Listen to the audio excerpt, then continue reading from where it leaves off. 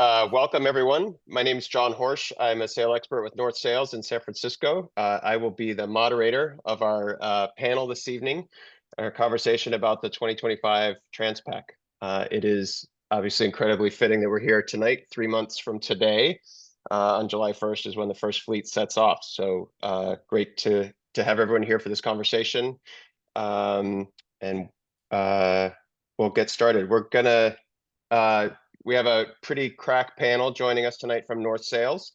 Take a quick minute here to introduce everybody. First up, Brian Janney, who's been in the sailmaking business for over 25 years, starting at age 15. So I'll let you do some math on that. Going through what he described as an apprenticeship, working first in one design production and later learning sail design from greats like Per Anderson. His racing career started in one design, where he earned 2 world championships and 11 national championships. He started offshore racing at 20 and has overall wins in many major races around the world. Brian's been on teams that have set records in the Port Huron Mac, the PV race, and the Cabo race. We're also joined tonight by Parker Mitchell. Parker's a professional sailor and highly regarded coach based in San Diego. He has a strong background in high-performance racing, has competed in top-tier regattas worldwide, while also helping sailors refine their skills through expert coaching. He's raced 8 Transpacs so far and has worn a lot of different hats, everything from bowman to driver to navigator. Offshore sailing's always been a big part of his background, not just Transpacs. Other West Coast offshore races like the Cabo race, the PV race, and coastal distance races. He's worked with both fully amateur teams and mixed pro-am teams, so he has a good sense of the different dynamics and challenges that come with each. And finally, Scott Easom, a colleague of mine up in San Francisco, has been a professional sailor since the age of 18. He's competed in almost every major yacht race in the world. He's been on the crew of Roy Disney's many Pyewackets, also serving as a rigging supplier. He's gearing up for his 21st Transpac this summer to go along with 10 Pacific Cups as well.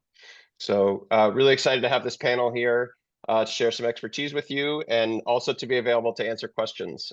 So we have an agenda we're going to run through, and we know that there are going to be questions, and we want to leave plenty of time for that at the end. If you have access to your chat box, that's a great spot to put questions because we can make sure we're getting to each of those when the time comes. So go ahead and feel free to type those in at any point during the evening, and we'll go from there. So we're going to start off talking a little bit about gear, a little bit about routing, sail inventory. We are North Sales after all, and pre-race sail preparation, as well as making sure that you're prepared for repairs and anything that's necessary during the race. Awesome. So first up, gear. Brian, you've got a handful of these races under your belt. What have you learned in your 4 Transpacs that I think you've done so far about what's important to bring and what maybe don't you need to bring? Well, yeah, always on the first one, you bring too much, just like any distance race. Over the years, definitely learned what not to bring. Always at the end of a distance race, I kind of look at what I have left in my bag, and hopefully I've worn everything. On the Transpac, yeah, it's longer race. You're looking at, the fast boats are at 7 days, slower boats are at 14 days, so 2 weeks. Usually I will bring, I'll usually start wearing a long sleeve shirt because the beginning of the race is usually colder and more upwind or reaching. So you want the layers and the extra warmth. And then I'll have thermals or fleece type jacket. And then I'll usually only have like one backup pair of shorts or maybe board shorts, something real light. So when it starts to get warmer, you can change into those. And typically, like leading into the race, you start getting your forecast and you can choose whether it's boots or shoes. And sometimes the boat you're sailing on will determine that. If it's a real wet boat, you might go with boots. But lately, I've been really enjoying the waterproof socks and shoes. And I'm doing a lot of racing with Scott. He does the same thing. And it's just easier to move around. I find it's easier to actually move around in the shoes and the waterproof socks. Got that. I'll second that. Absolutely, got to have the shoes. I think is definitely an easier thing to handle. Then you're carrying less gear, and just bringing a couple pairs of those waterproof socks it seems to work out pretty well. Yeah, again, I'm a big fan of the waterproof socks, and they're not low socks. These things come up over my knees because if you're on a high speed boat, then the water comes at you fast and furious, and it'll go right up your pant legs. So it's great to have them go up to your knees if you can. And again, I also, it's a kind of a weird thing, but I've always thought it was kind of a safety thing because trying to get boots off if you ever go into the water can be tough. And I do find I've got better feel and better grip with a tennis shoe and a water sock than I do with a boot. Um, and then to talk more about the gear, um, the first couple nights of Transpac is not a good time to find out that your foul weather gear is not waterproof. Absolutely. I know as a fact that I don't function well if I'm cold. If I'm too hot, I can deal with that. But if I'm cold, and if you get cold on the first night or two of Transpac, you can kind of be in trouble, and your efficiency goes down, which means that you load up everybody else on the crew because you're not being as effective as possible. So you've got to know your own body and body type.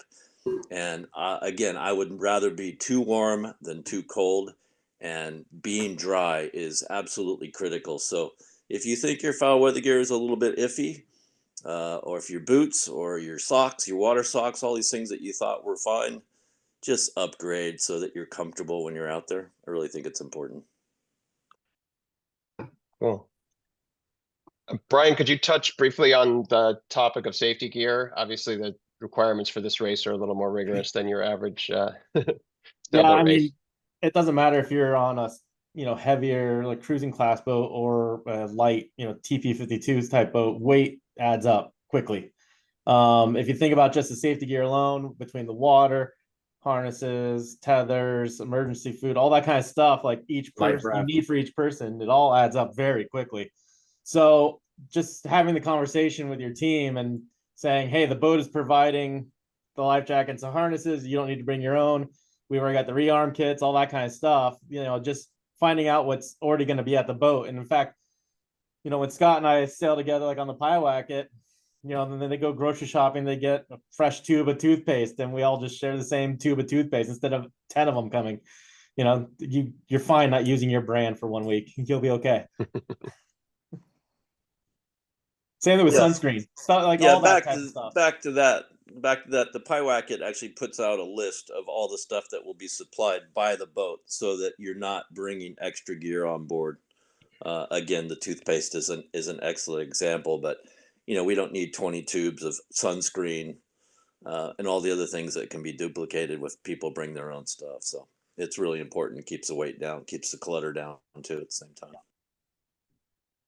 And a lot of the boats, especially the newer style race boats, the reason why there's a dry bag on here, that's about what you can bring, is a dry bag.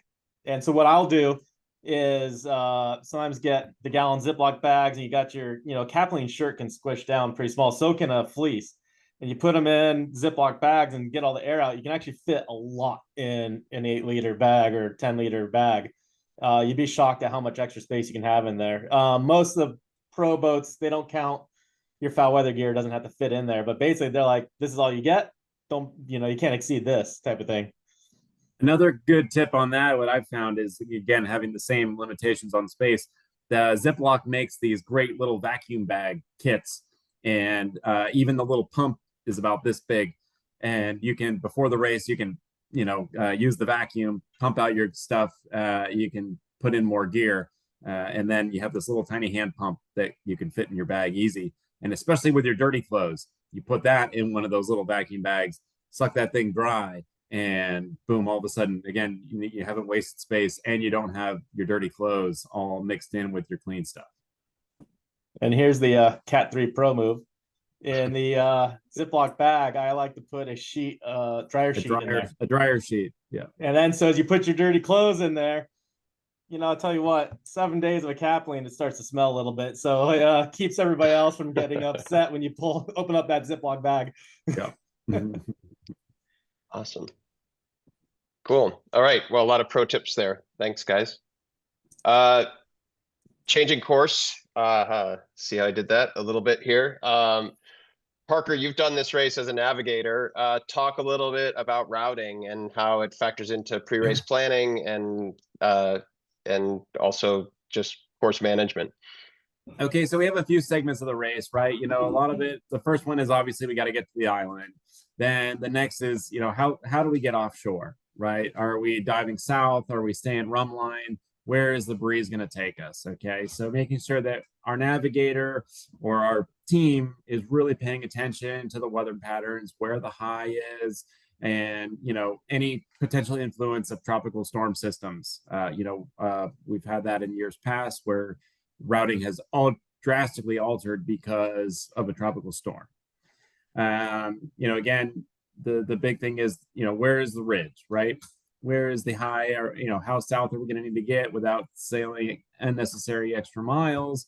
Are we going to get to extra pressure? If we're on a slower boat, is it going to be worth it to take the extra miles? That's going to be something that you're really going to need to study before the race, which then leads us into the pre-race planning of, you know, using weather and using our models for when we're about to be leaving, so that we know what sails we need to use, and our inventory management. That's going to be huge.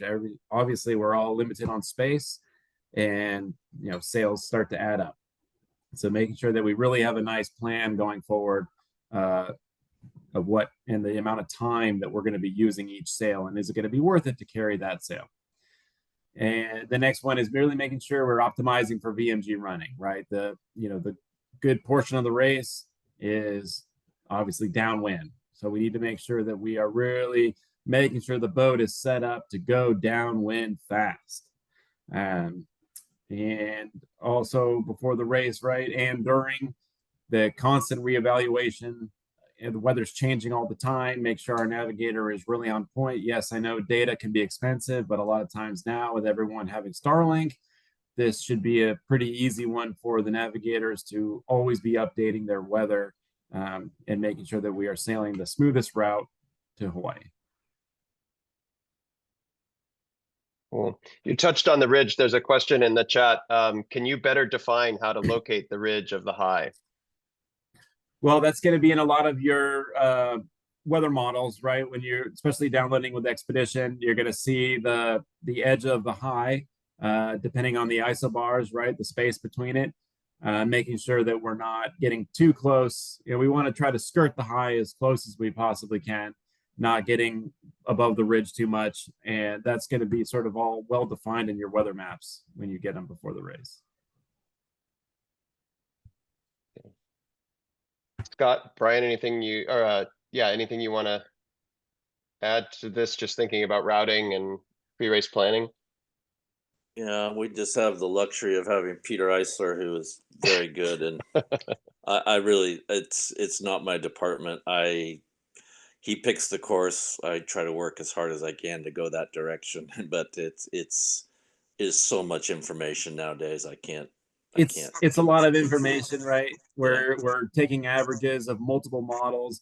You got to be wary of Expedition. Sometimes, you know, if there's a little bit more breeze out on the corner, it can take you too far. So make sure you guys are paying attention to the shading. And again, taking averages of all your different models, and not, Expedition is a guide. It's not necessarily the Bible.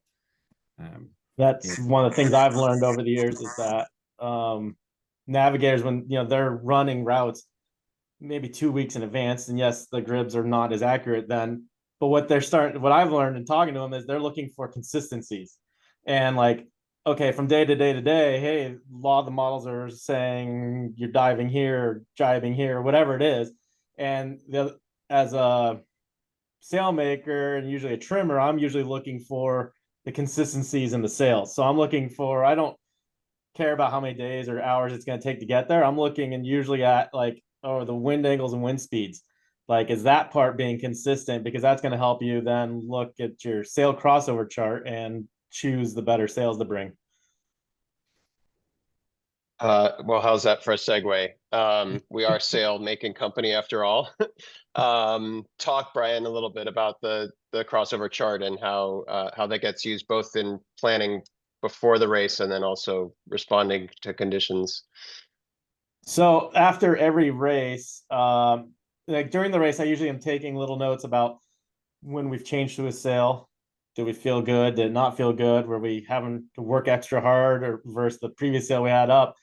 And over time, a chart like this, you start to kind of move the bubbles up, down, left, right, just a little bit, just to fine tune them. And that should be almost every race you're doing. You should be trying to do, I don't care if it's a 5 knot race or a 20 knot race. There's always some little refinement you can do. In fact, we just did the Channel Islands 500. Scott and I and Parker was out there too. And like on our boat, okay, we had a good idea on the Pyewacket. We had a good idea about when to go from the A2 to the A4, but we never really pushed the lower end of the A4. So we kind of purposely did that and made ourselves work harder. And now I think we came away with it with a pretty defined. Okay, here's where you change the sail, like at this wind speed. So sometimes you have to use the lead up race. You kind of target your big race, and you use the lead up races to kind of maybe do some races. And for us, we had Grand Illusion right next to us, another boat that sails well, and we just wanted to use them as a trial horse. And then head sails and spinnaker areas, that's one that you pretty much have to kind of work on, almost a year in advance, to be honest with you, because if you're ordering sails for Transpac, you don't want it to be too much of a guess. You kind of want to be pretty confident in what you're ordering. So whether you're cutting stuff down or built a bigger sail leading into it, if that's the right way to go or not for your rating. Some boats going with the bigger kite is good, like you make up the rating. Some boats going with the smaller kite is good because you get the credits.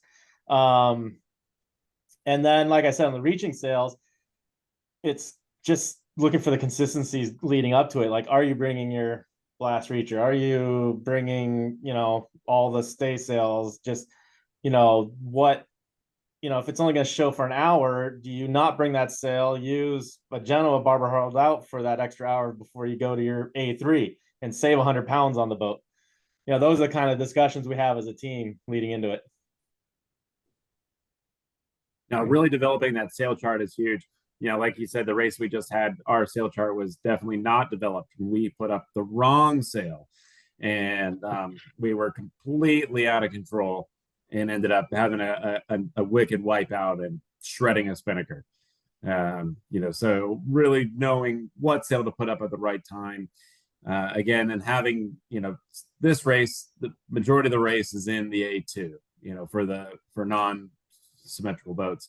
And being able to have your big kite that you're going to be using the majority of the time, at least having a comparable duplicate of that is going to be really important for this race. Royce put something in the chat that sounds like it might have been based on some personal experience. Talk about backup kites and having a safety kite on deck and changing to a heavier kite at night when you're in a squall territory. Anyone got Yeah, that is sound advice, Roy. This has happened to me many times, where you get hit with a blast, and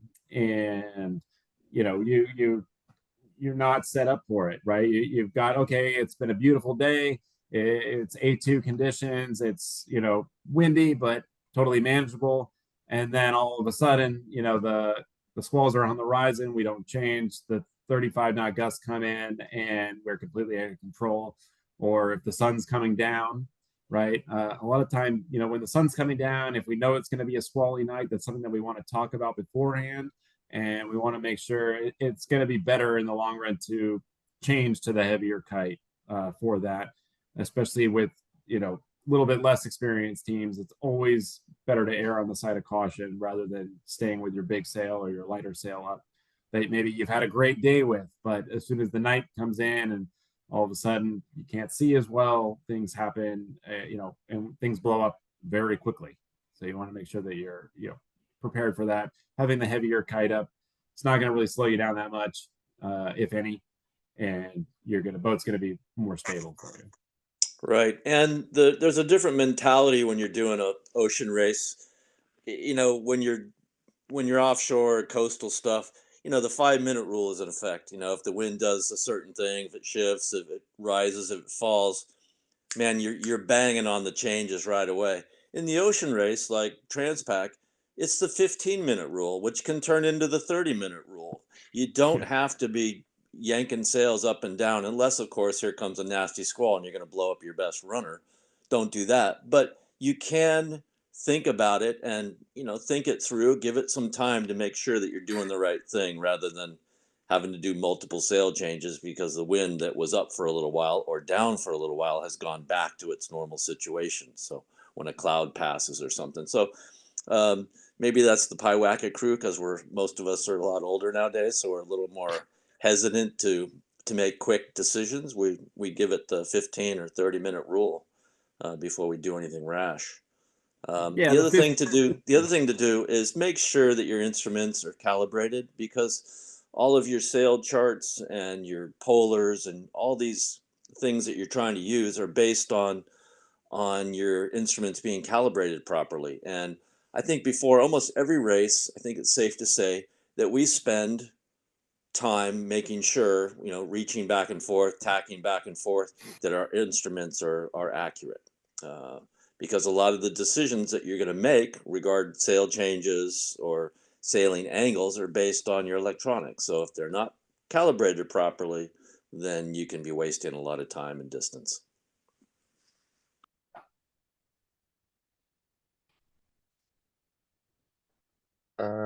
Cool. All right.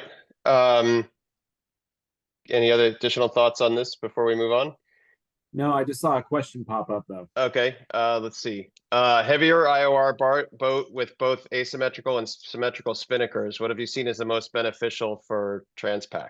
They're currently developing their polars, sounds like. I think, Brian will touch on this after me, but I'd say the, asymmetric and putting it on the pole is going to be probably your most ideal situation for that boat. You're going to have better angles. The boat's going to have a better performance. You're going to have a, wider ability to go up and down waves. Again, a heavier IOR boat, I still believe an asymmetrical on a pole is going to be your best bet. Yeah, I had a customer, still have a customer, Juno, Express 37 from down here. 2 Transpacs ago, they went with mainly symmetricals, and they felt like that they thought that was the way to go, even though I was pushing them towards the A sail. And their feedbacks were, as going down the wave, you have to work a lot. You have to be moving the pole a lot. You have to be trimming a lot to keep it full. Or with an asymmetrical, 2 years later, they switched to more asymmetrical inventory. The boat was easier to sail. They said, you surf down that wave and the sail doesn't want to just back into the rig. It stays full a lot longer, which when they only have like 5 people on their crew, you don't want to be burning everybody out, halfway through because you can't, keep up trimming the kites. So that's where I think the asymmetricals tend to favor the offshore racing, is it keeps your average speed a little bit higher. It's not necessarily just a flat out, if you're doing a buoy race, kind of like what Scott was saying, if it's a run where you're trying to get dead downwind 180 degrees, yeah, for that type of boat, a symmetrical kite's going to win, every day of the week. But 2,000 miles, the keeping the VMG up, keeping the boat speed up, and maybe not hitting as high of peaks and lows of valleys of your boat speed, and just bringing your average up a little bit better. Yeah, and another important thing is, how many good drivers do you have on board? How many drivers can handle a symmetrical kite with a pole way up off the deck in 20-something knots of breeze? You have to try to match your sail inventory to a degree to how many good drivers that you have.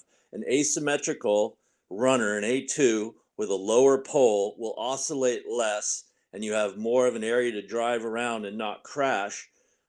Great drivers can drive all the time with difficult sails up, but if you don't have a bunch of pro drivers, you need a sail that's easy to trim and easy to drive to, and not burn up drivers, and obviously not have a horrible crash and destroy stuff. And that's what the asymmetrical gives you, is the low pole, which keeps the sail from oscillating back and forth in the big waves. So I'm a big fan of A sails on poles for going downwind. Yeah, easier to sail. Awesome. All right. Well, as I said when we started, we're 3 months literally to the day from the race. So good time, certainly time is of the essence for thinking about pre-race planning in terms of both the current inventory and filling any holes that folks have. Parker, can you talk a little bit about just sort of planning for servicing existing sales, and then maybe Brian chime in a bit about opportunities for filling inventory between now and the race. And then Scott, given your background as a rigger, perhaps you could also throw in some additional sort of boat preparation advice for the next 3 months. Yeah, I mean, I think the sooner that you can get out sailing before the race is going to be your biggest key to see where your sales land.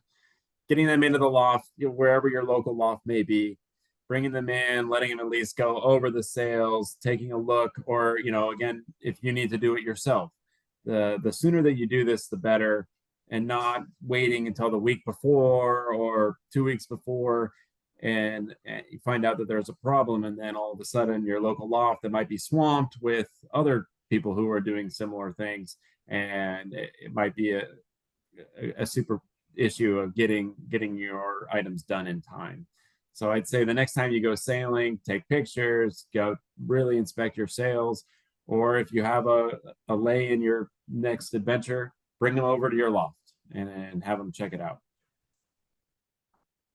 Yeah, It's going to save you a lot of headaches. A lot of the stuff that we'll check over. We have boats bring like all the kites in, and we'll look at the things like the webbing on the corners that hold the rings on, the zippers, because nowadays the zippers are way faster at packing your kite than using yarn. Plus, it's better for the environment. So just making sure the zipper is working well. Speaking of zippers, the zippers on your Genoa bags. A lot of us just don't do maintenance on those because you don't want to go for a sail change and you can't open the bag. So check even the bags. Make sure those are all working well. Because you are allowed to stack. You want to keep those sails in the bag, as well as the clips. A lot of times you'll see the spring on the clips of the spinnaker bag start to wear out. You don't want to lose a kite overboard, over there. But yeah, that's the kind of like checks we're talking about. Like, not, oh, I got a big hole in my sail. It's the kind of little things that maybe doing the intro racing, you don't even notice. Yeah, obviously spreader patches are very important, and super important on swept-back spreader rigs, where you let the main boom out as far as you can, and those spreaders are just poking right into the mainsail. So yeah, chafe protection is super important. Yeah, I would spend extra time up the rig, have somebody go up the rig to make sure the spreader tips are as smooth as possible, and all the chafe gear where the halyards come out, things like that. I'll get into that in a minute, but anyway, it's about chafe gear and not wearing. One of the parts that we see that gets worn quite often is where full battens hit the standing rigging. Battens, when they come in contact with the shrouds, vertical shrouds, the diagonals, even the spreaders, will wear holes in very, very quickly. And it's very easy to put some heavy duty sticky back on top of those batten pockets where they hit the shrouds, which can really save the sail. Great. So we are 3 months out.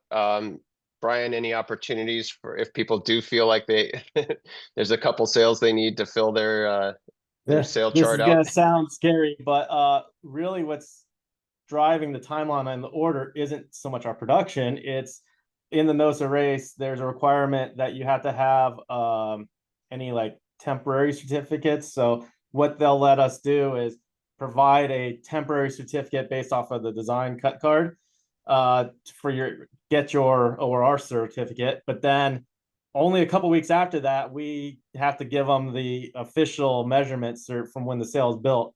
So that's actually driving when you have to order your sail, which the deadline's coming up here probably in the next 2-3 weeks, to be able to meet all those timelines for the Transpac. Got it. Okay.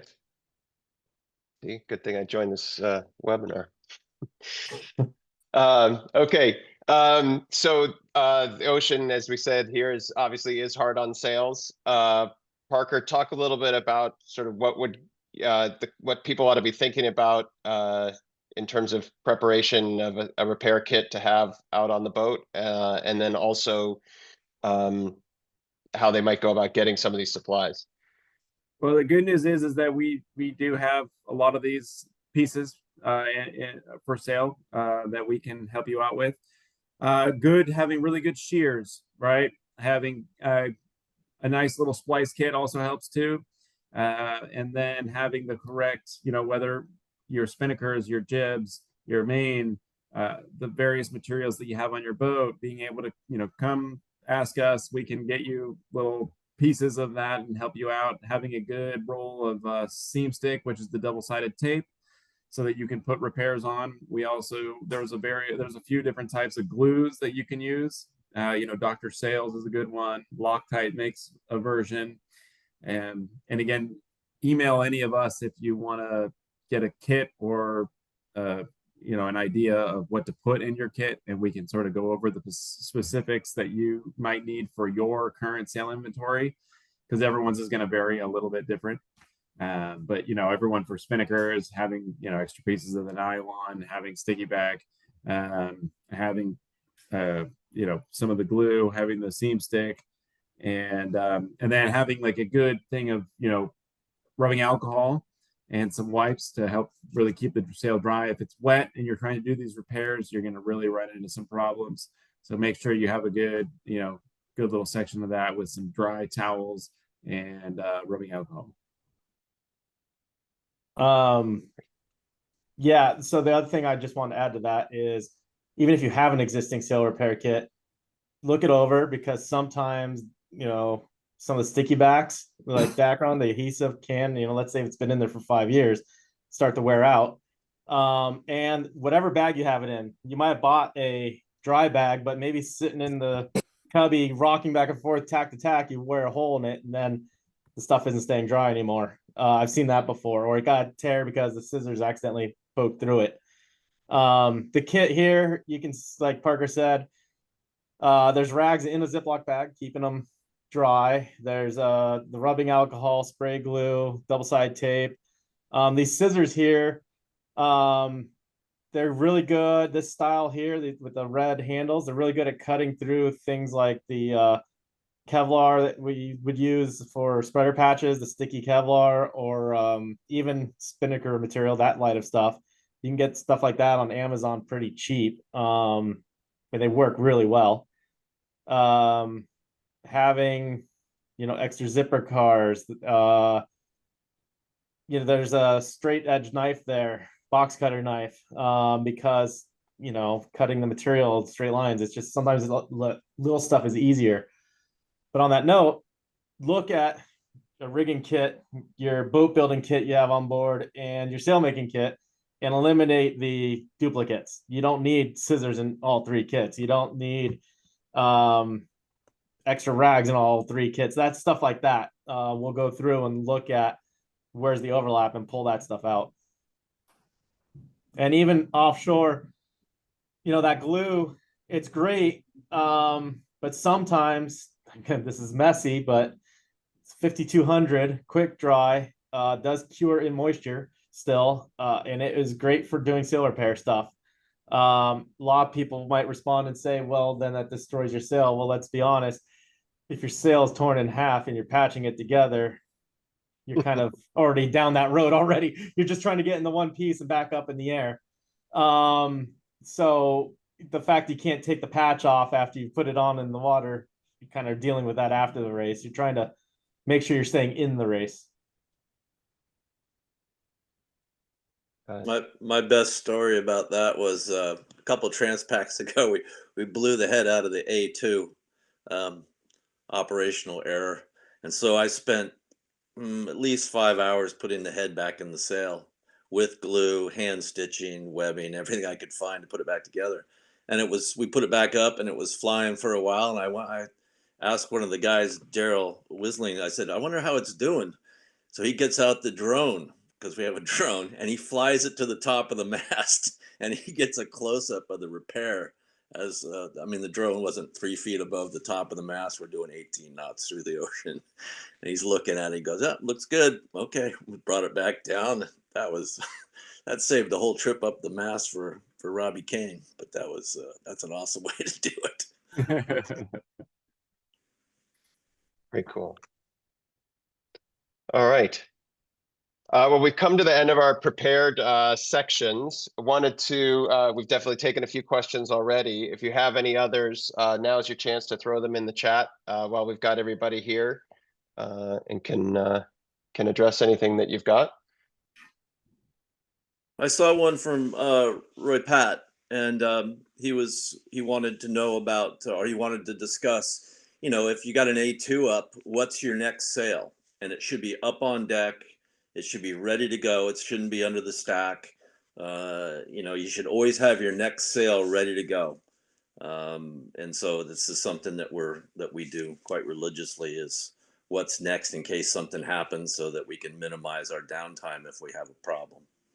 So, and when you're saying next, you're like for increasing wind or just changing conditions, or yeah. Situation. I think it's almost always an increasing wind, because you're worried about the sail that you have up blowing out for some reason. So, I'd say it's almost in every case the next strongest sail you have to put up in case you're blowing out. So, good point, RP.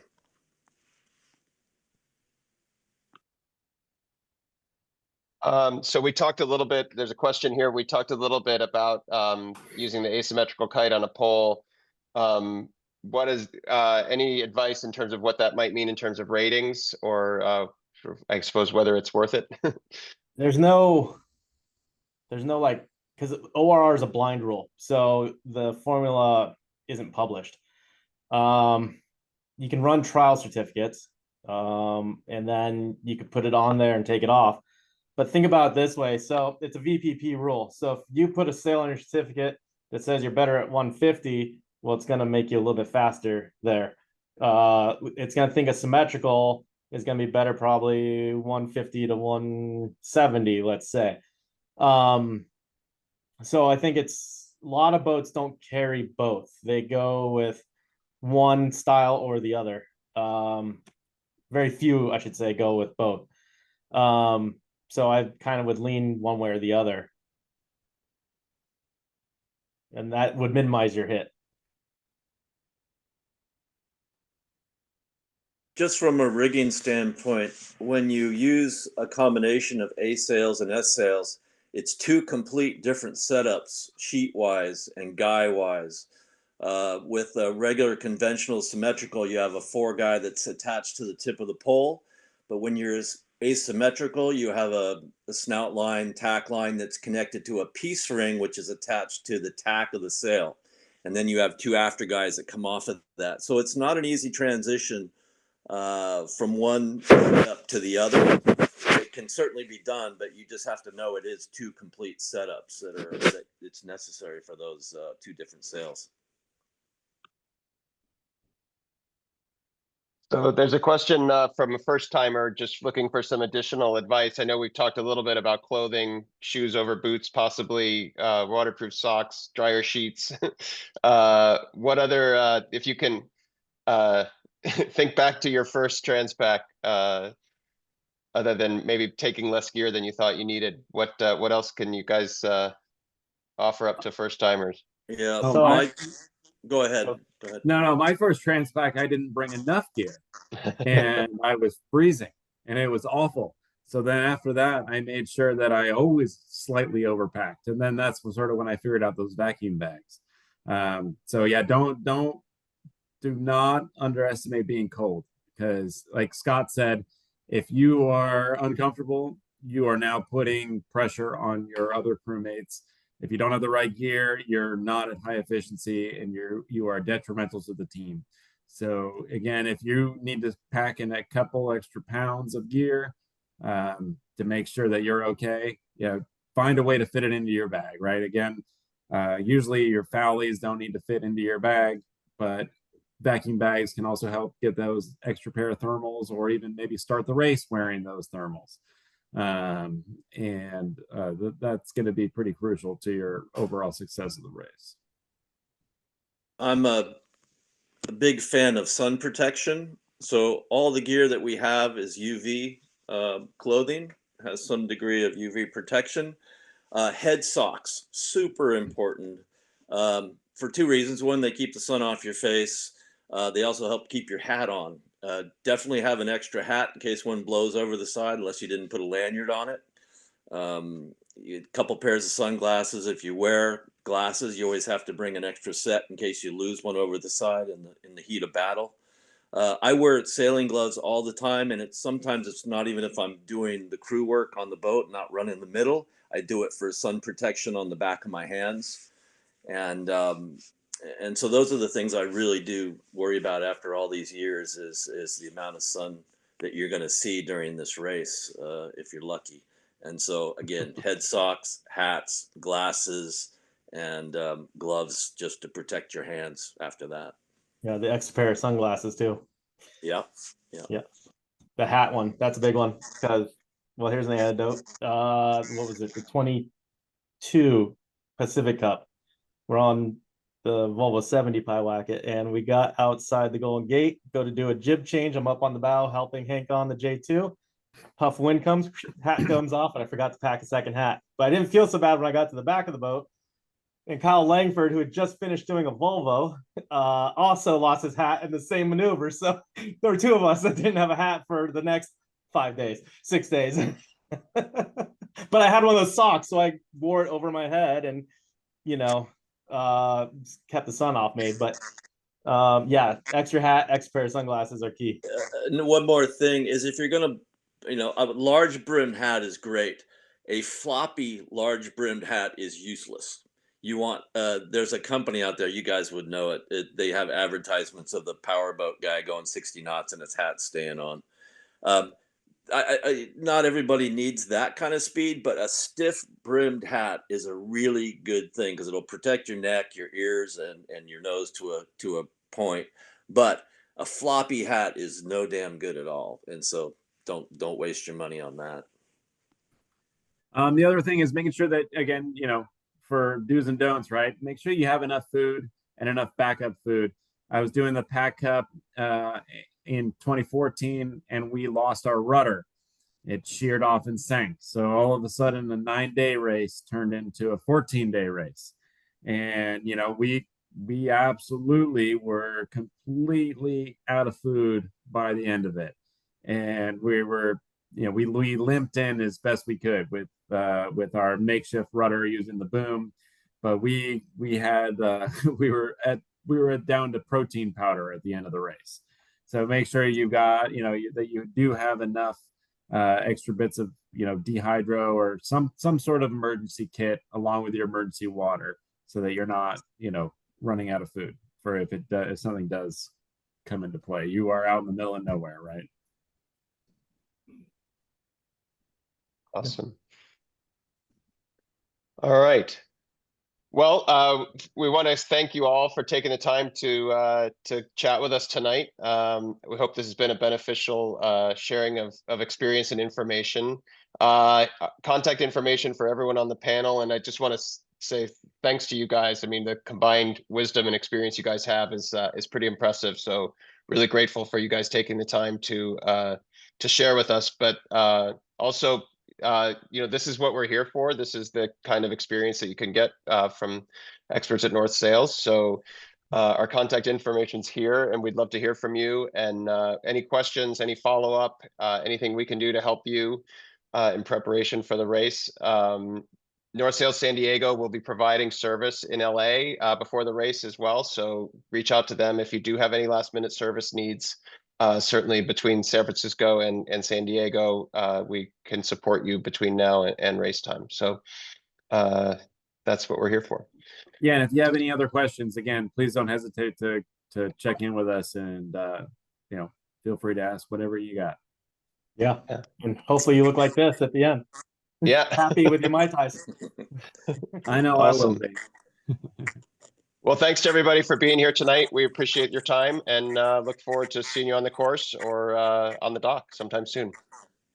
Thank you. See you guys. Thank you, John. Bye. Thanks, John.